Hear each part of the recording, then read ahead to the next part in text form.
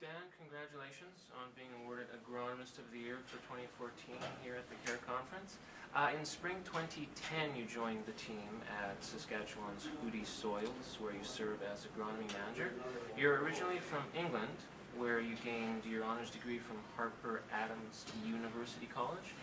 How has your experience practicing agronomy in Canada and at Hudye soils brought you to where you are today, receiving the Agronomist of the Year award?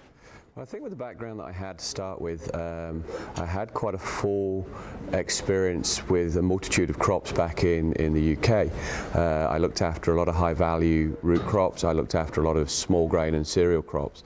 The thing with UK cropping is that we have a finite land base, so we have to push our yields to the optimum to get the most product off of the land, which is great because the Hudye soils business runs with the same thought process. Our main goal for our customers is to grow basically the more bushels that we can to lower our unit cost of production, which has helped us through some of the harder times with the grain marketing.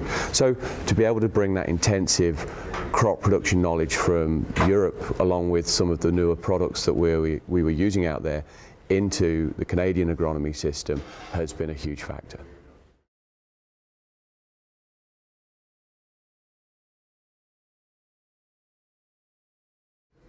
Again, I think moving forward, the trends in agronomy that I'm seeing that really excite me are the more enhanced management systems that we're using to grow the crops. We're not just putting a crop in the ground anymore, putting a herbicide on and letting it do its thing. Agronomy is actually evolving into a whole program of things that we do through the season. It starts with a good soil test to find out where we're at. It follows up with the proper nutrition program, but then after that we're selecting genetics that are going to perform. Some of the new genetic traits that are coming through excite me. We've got canolas now that have pod shatter resistance that we can use for straight combining. We've got herbicides now that we can use to manage our resistance populations in wild oats, for argument's sake. One of the other factors that really excites me is the enhanced nutrition that we're giving to the crop as well.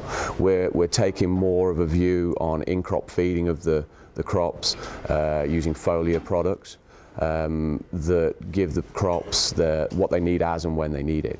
Micros, macros, and also the plant health side of things. We're using plant stimulators to actually change how the plant reacts to certain situations, for argument's sake, stress or drought.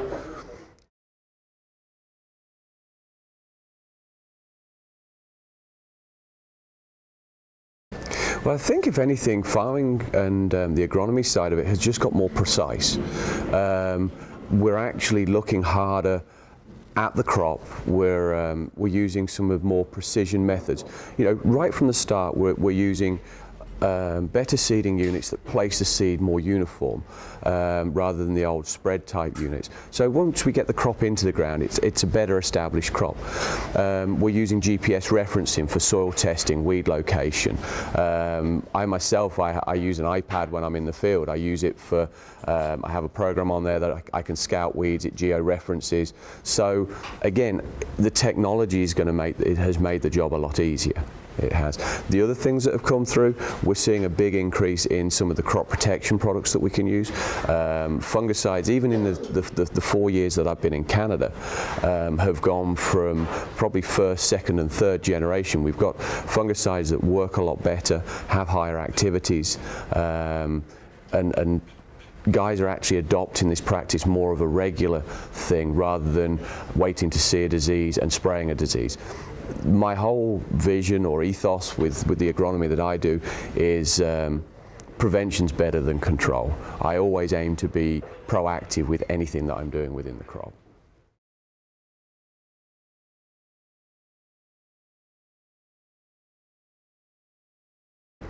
Well, those guys, I mean, they did a really good job. The way we help them out is that we run a full service business. I'm on their farm at least once a week looking at the crops. And we're always giving the crop what it needs when it needs it. We started off with a very robust fertility program based on the soil testing that we do. We moved forward, we picked the best varieties that are available with yield potential based off of data out of our strip trials that we carry out every year. And then moving on from that, we help the guys through the season, spotting the weeds, spotting the diseases. We took up an approach of a little and often feeding policy using foliar micronutrients, macronutrients. Whenever the crop was under stress, we were able to use plant stimulators to actually bring the crop back into line so that it could carry on to do what it was going to do at the end of the season.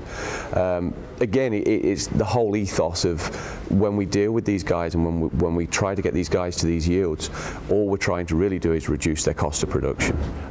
Because the more bushels that they grow, the lower their cost of production. For that farm, on that yield, with prices today, their cost of production per bushel would have been somewhere around about $2.50 to $3 an acre, where an average is probably 6 to 7.